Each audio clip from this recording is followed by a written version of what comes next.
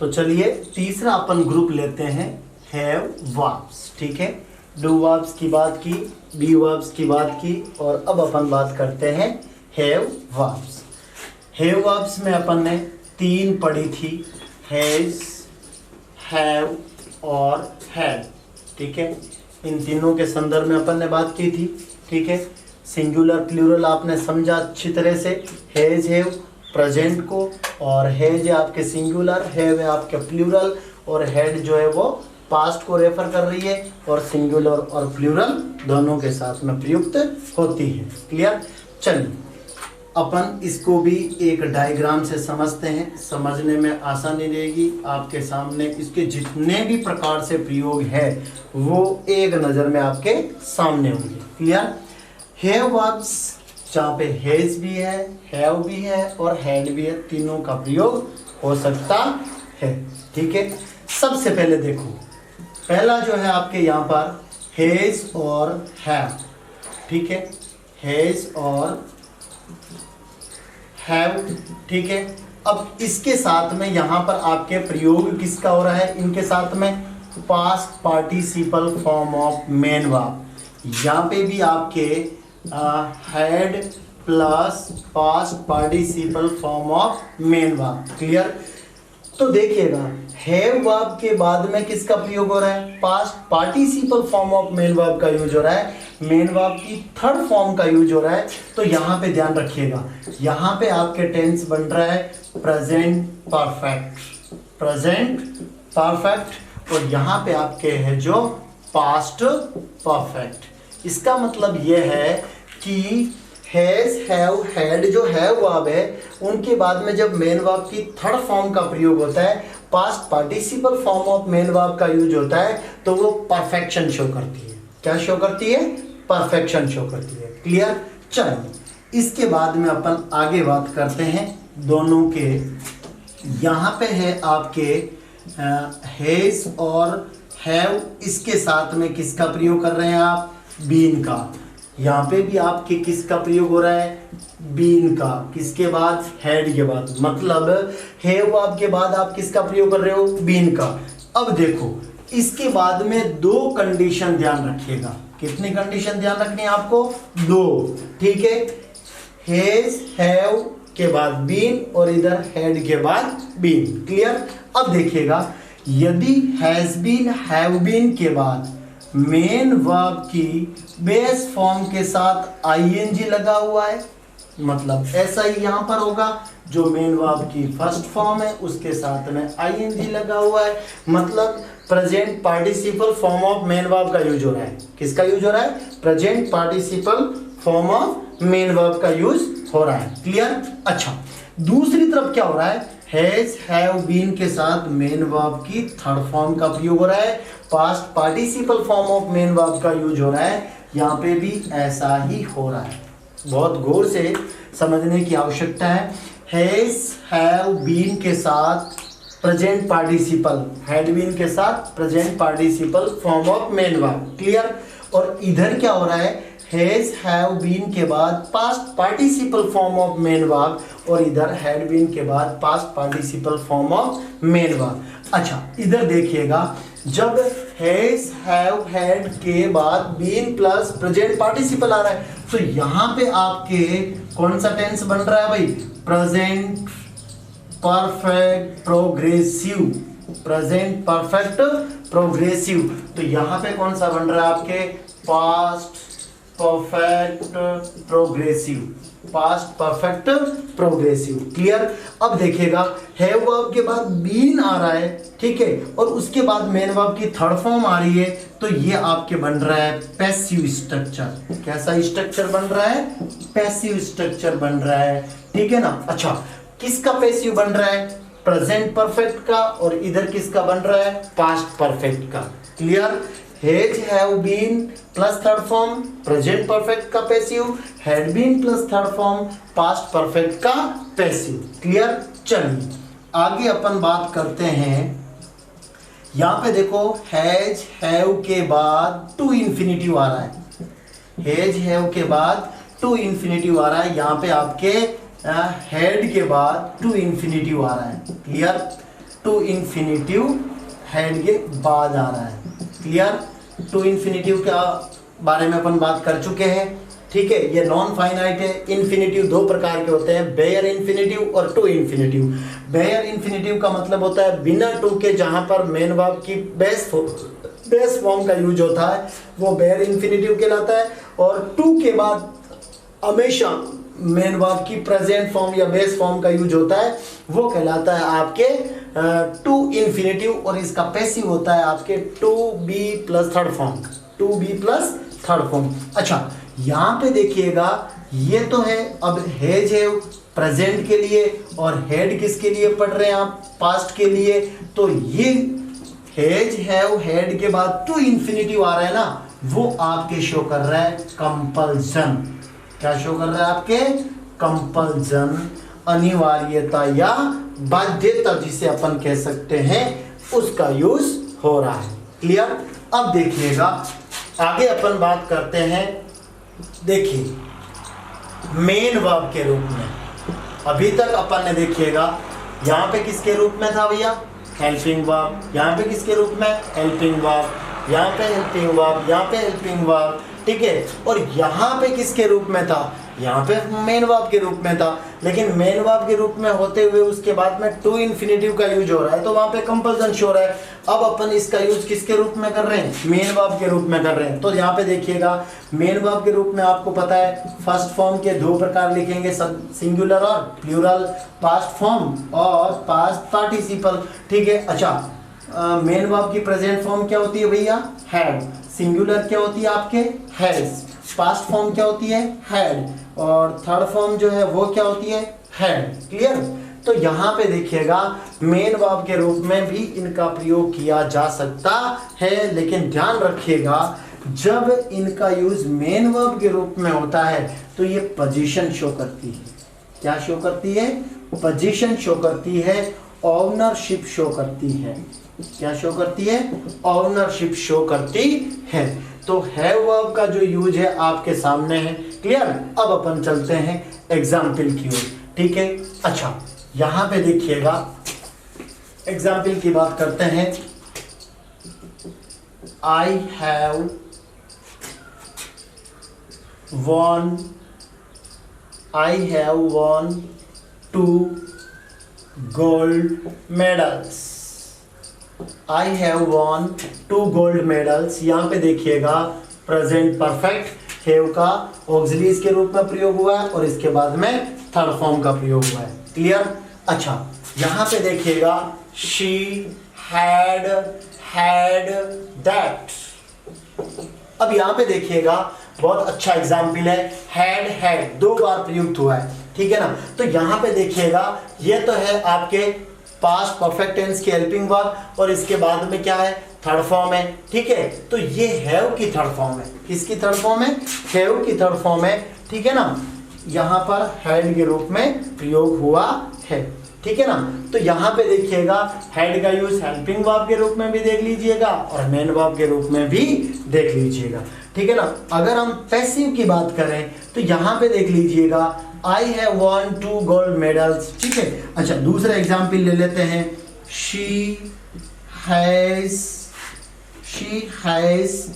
finished the poem। She has finished the poem। ठीक है।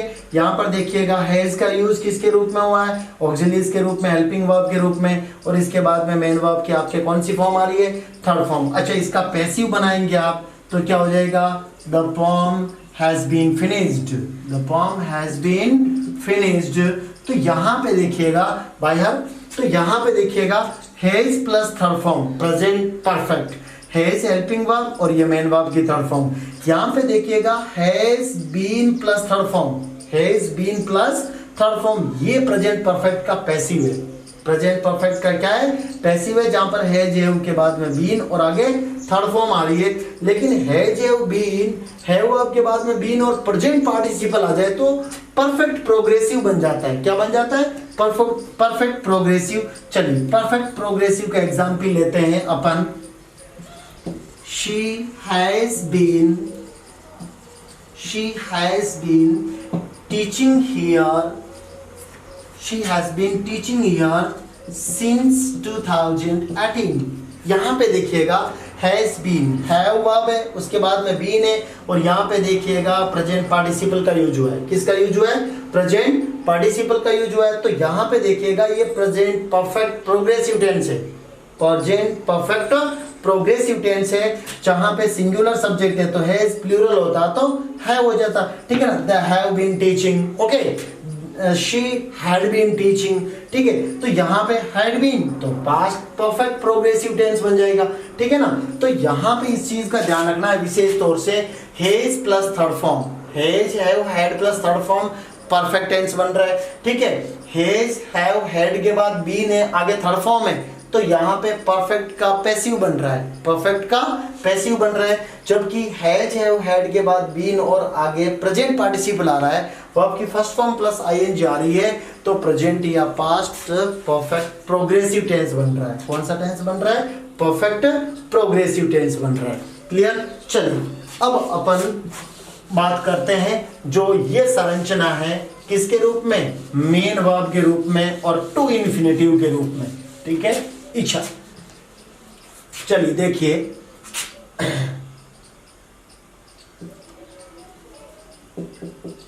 They have to stay indoors. अच्छा, यहां पे देखिएगा we have to stay at home to fight against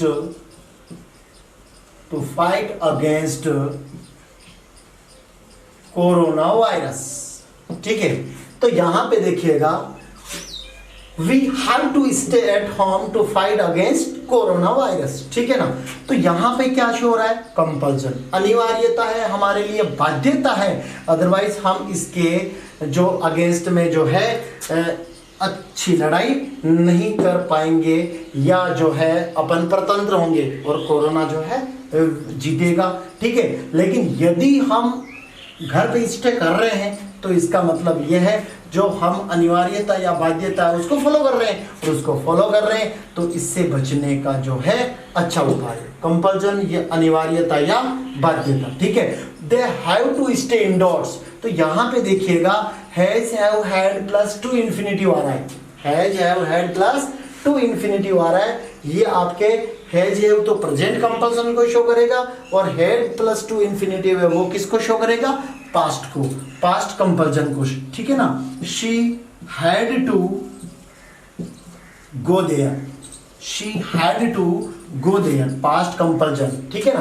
अब एक चीज यहाँ पे ध्यान रखिएगा, कंपल्सन या ऑब्लिगेशन के लिए जो कंपल्सन का सेंस अपन प्रयोग में लेते हैं, वहां पर आप किसका प्रयोग करते हैं? मस्ट मॉडल का प्रयोग करते हैं। किसका प्रयोग करते हैं? मस्ट मॉडल का प्रयोग करते हैं। तो ध्यान रखिएगा कंपल्सन के सेंस में आप मस्ट और प्रेजेंट के लिए हैज हैव टू इन्फिनिटिव और पास्ट के लिए हैड टू इन्फिनिटिव का यूज जो है एक दूसरे के लिए कर सकते हैं, ठीक है ना। तो ये हुआ आपके टू इन्फिनिटिव का यूज। क्लियर? अब अपन बात करते हैं यहाँ पे जो है हैव वर्ब जो है उनका यूज किसके रूप में? मेन वर्ब के रूप में। अच्छा, यहाँ पे देख लीजिएगा मेन वर्ब के रूप में, ये आपको दिखाई दे रहा है मेन वर्ब की फर्स्ट फॉर्म की सिंगुलर है, प्लूरल है, सेकंड फॉर्म हैड है, थर्ड फॉर्म हैड है। मैंने आपको ये भी एक एग्जांपल भी बताया था, हैड हैड, ठीक है ना। अच्छा, she has a book on ancient history, ancient history, उसके पास प्राचीन इतिहास की एक पुस्तक है ना। पोजीशन या ऑनरशिप को शो कर रहा है, ठीक है ना। दे या I have a shop, I have a shop of clothing, I have a shop of clothing, ठीक है ना। तो यहाँ पे देखिएगा हैज और हैव, ठीक है। और उसके बाद में जो है मेन वर्ब की ना तो प्रेजेंट पार्टिसिपल फॉर्म है ना आपके पास्ट पार्टिसिपल फॉर्म है, ठीक है ना। तो यहाँ पे आपको ये जानना होगा कि मैंने आपको ऑलरेडी डू वर्ब में बताया था, है ना। तो यहाँ पे देखिएगा अगर ये हेल्पिंग वर्ब के रूप में होती है तो इनके बाद में मेन वर्ब का हमेशा यूज होता। अच्छा, मेन वर्ब की थर्ड फॉर्म आती, मेन वर्ब की थर्ड फॉर्म आती परफेक्ट टेंस के लिए, ठीक है। पैसिव होता तो इनके बाद में बीन होता, थर्ड फॉर्म होती, ठीक है। परफेक्ट प्रोग्रेसिव होता तो बीन के बाद प्रेजेंट पार्टिसिपल आता, लेकिन ऐसा नहीं है। सेंटेंस अफर्मेटिव है, सेंटेंस अफर्मेटिव है। तो यहाँ पे ध्यान रखिएगा कि इनका यूज जो है किसके रूप में हो रहा है, मेन वर्ब के रूप में हो रहा है। She had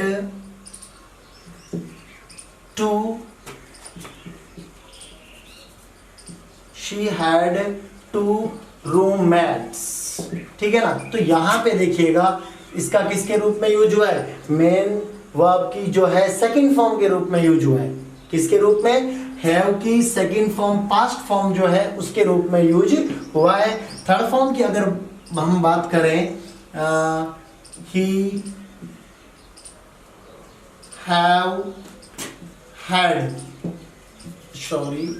has had या I have had या she had had, बिल्कुल सिंगुलर सब्जेक्ट के साथ में है जा रहा है, प्लूरल सब्जेक्ट के साथ में है आ रहा है, और हेड का प्रयोग जो है आपके सिंगुलर और प्लूरल दोनों प्रकार के सब्जेक्ट के साथ में हो सकता है। लेकिन ध्यान रखिएगा हैज एव हेड के बाद परफेक्ट टेंस के लिए मेन वर्ब की कौन सी फॉर्म आती है, थर्ड फॉर्म आती है।